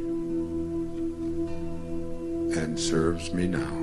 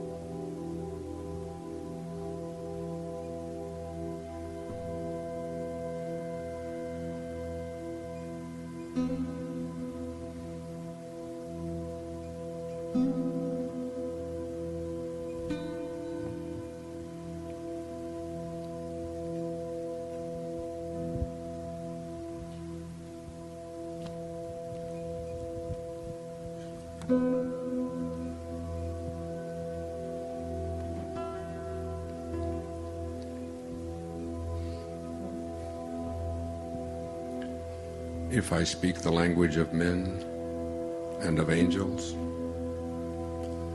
but do not have love, I am a sounding gong or a clanging cymbal. If I have the gift of prophecy and understand all mysteries and all knowledge, and if I have all faith so that I can move mountains, but do not have love, I am nothing. And if I donate all my goods to feed the poor,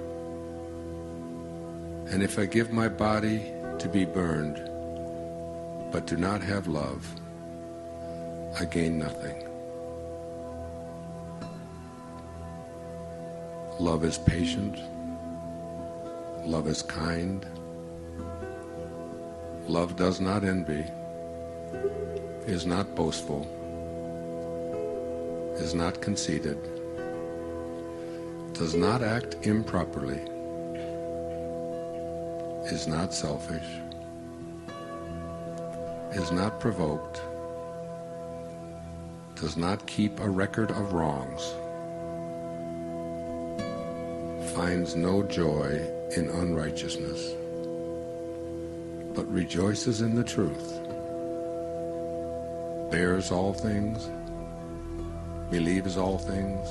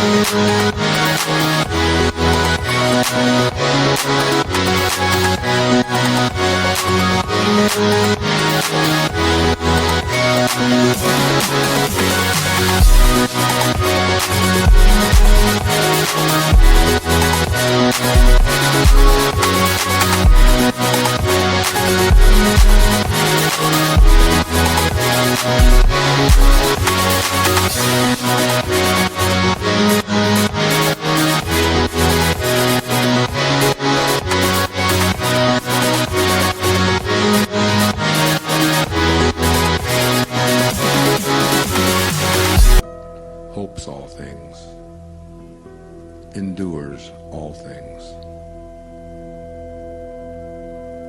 Love never ends. But as for prophecies, they will come to an end. As for language,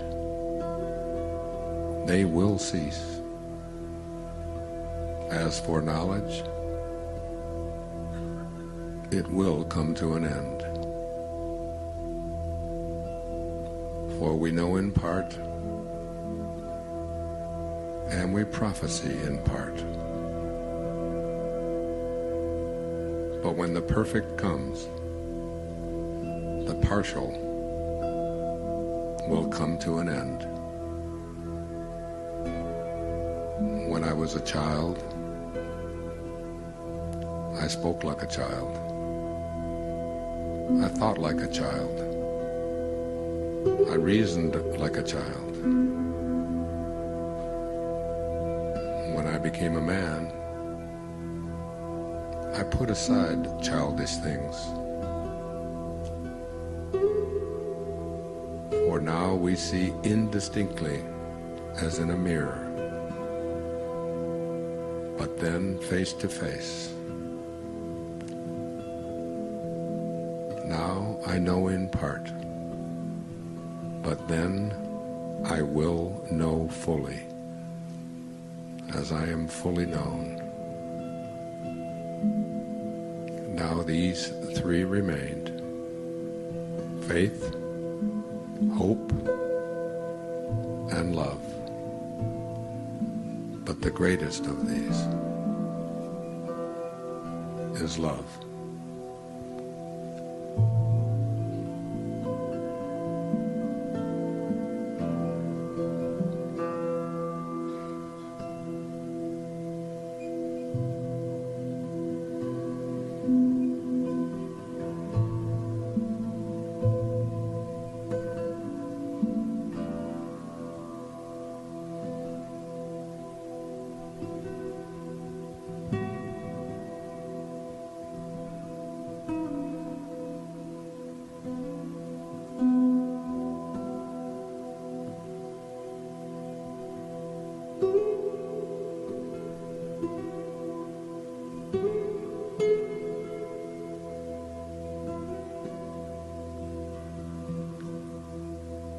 In every moment of your life,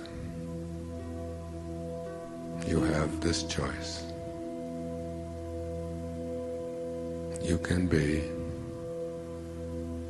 a host to God or a hostage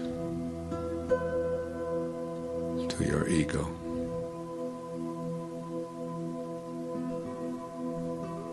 Our seminar is over. Namaste.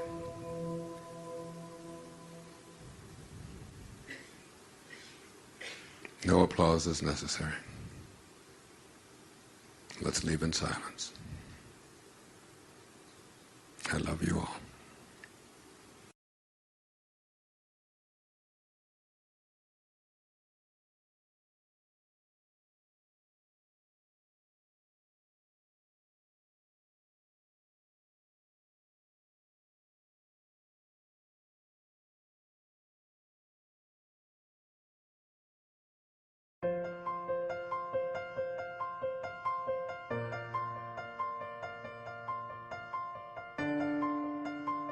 So this is one of the most exciting and fascinating parts of the world for me.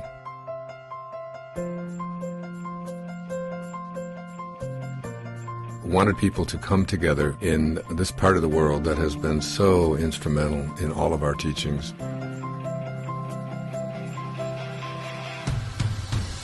Greece, of course, and all of the great philosophers and thinkers. Italy, Turkey, and Ephesus, and these magnificent places.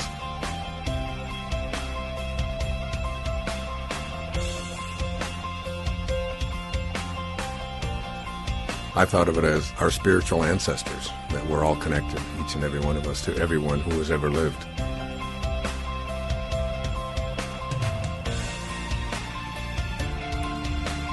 included people like Socrates and Plato and Diogenes, Rumi and Hafiz. All of these people were from this part of the world.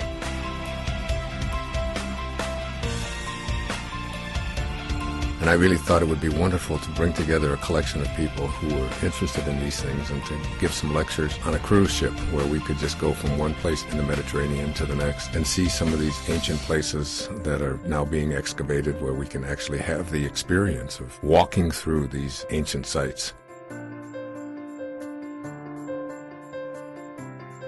and seeing exactly how these people who lived in those days and how much they influenced us, all of us, in our lives. In an earlier part of my life, I had spent 3 or 4 months living in Turkey and living in Greece and teaching over there back in the 1970s.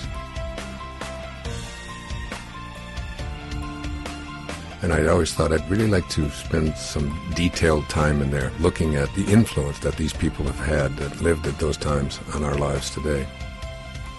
Particularly, I think of them as our spiritual ancestors. One of the great poets of all time, Mevlana Jalaluddin Rumi. And Mevlana means our master in Farsi. Jalaluddin Rumi is his name, and he's considered one of the most popular poet in America today.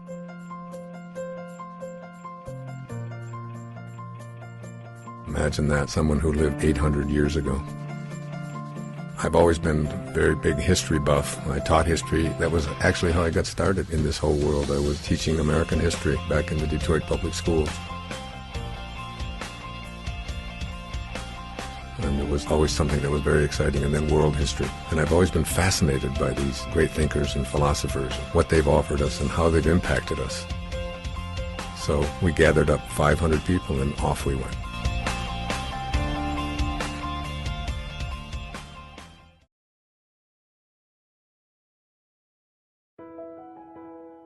So with 500 travelers, we gathered aboard this incredible ship.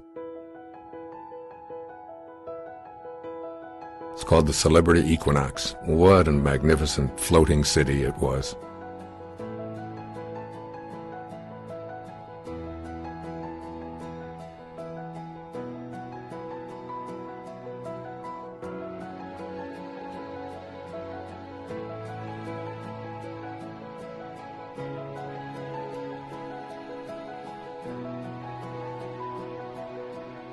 They actually have a lawn at the top deck where you can just go up there and do a little golfing, a little putting if you want to. They have endless numbers of restaurants. I loved the track where I would go out there and walk every single evening and just contemplate what it must have been like to be there a couple of thousand years back.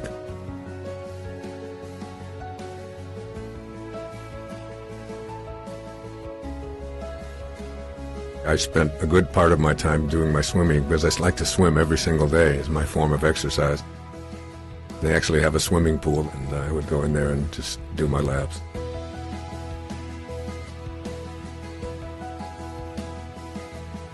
Then the entire group, 500 of us, gathered in the dining room each night, and we participated in group activities outside of the lectures that I gave.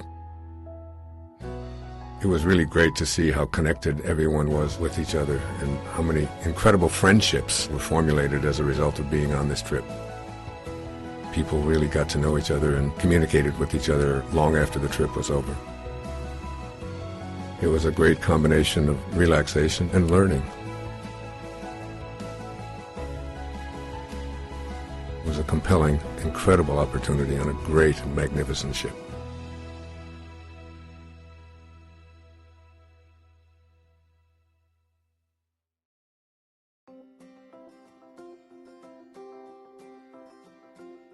The very first night, we all gathered in one of the beautiful lounges on board this magnificent floating city for a party, and I spoke to all of the group members. They all had an opportunity to meet each other for the first time, but it was very interesting because we had done a similar trip to this called Experiencing the Miraculous a couple of years before this. It was incredible to see how many of the people who had been with us when we went to Assisi and to Lourdes and Medjugorje and that divine trip and those magical places in Europe had decided they had had such a great time in that experience that they wanted to join us again. So many of the people I had known from the past, and many of them were renewing old acquaintances.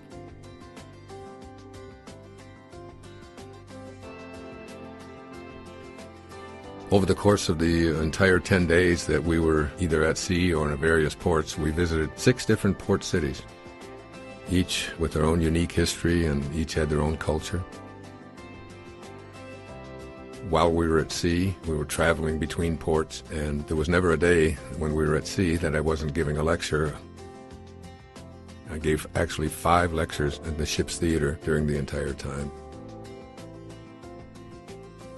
Some of the most fascinating experiences that we had during those lectures, and of course they're all here and they're all filmed, and you can hear each and every one of them and see exactly what was taking place in the theater. It's almost as if you have an opportunity to be with us on this wonderful cruise through the visitation of our ancient spiritual ancestors.